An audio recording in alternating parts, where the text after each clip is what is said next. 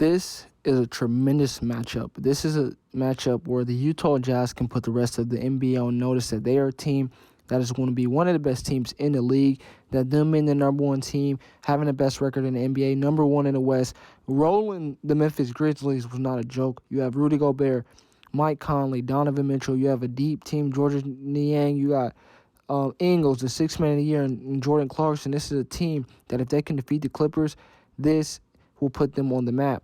Now, if they would have played the Dallas Mavericks, I don't know. Most people would have picked the Utah Jazz, but now we're seeing them face the Clippers.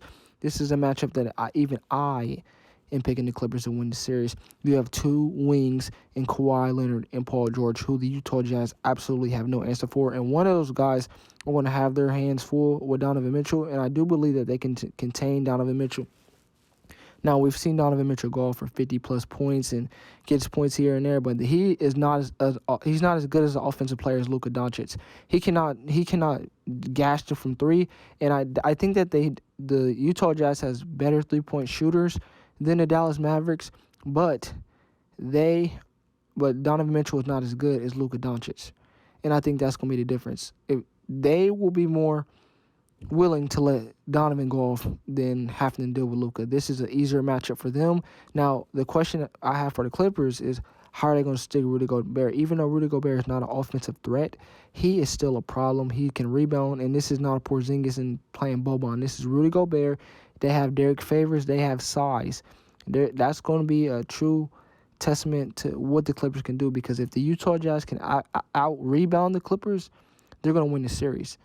And, my prediction will be wrong. Rudy Gobert is the key. If he can play like the three-time Defensive Player of the Year, play like a guy who was upset that he was an All-Star snub a few years ago, play like a guy who was an All-Star, not just one of the last picks in the draft, they have a chance to win the series. Utah, they have a tremendous home crowd. They're going to need it because going to L.A., they're not as packed. Obviously, their capacity is not as big, so it's a little bit quieter. So it's not going to be a hostile environment for Utah Jazz. But the biggest thing for Utah is that they need to come out game one if they want to win this series, and they need to smack the Clippers in the mouth. And then they come right back game two and do the same thing. Because if the Clippers can go back to L.A. with a split, you're not going to beat this team. We just seen them lose all the home games at home. I don't think that's ever going to happen again, where the Utah Jazz are going to come into the Staples Center and just take road game after road game after road game. It's not happening. Utah must come out and not be overwhelmed and act like they've been here before. Now, they've lost in the playoffs before, but they have great experience. They've been in the playoffs years and years and years. Donovan Mitchell is only getting better. And for them, and for him to arrive, they need to beat the Clippers. Why do I see him doing that? No. But if Kawhi Leonard plays like Kawhi Leonard, it's going to be very difficult for the Utah Jazz.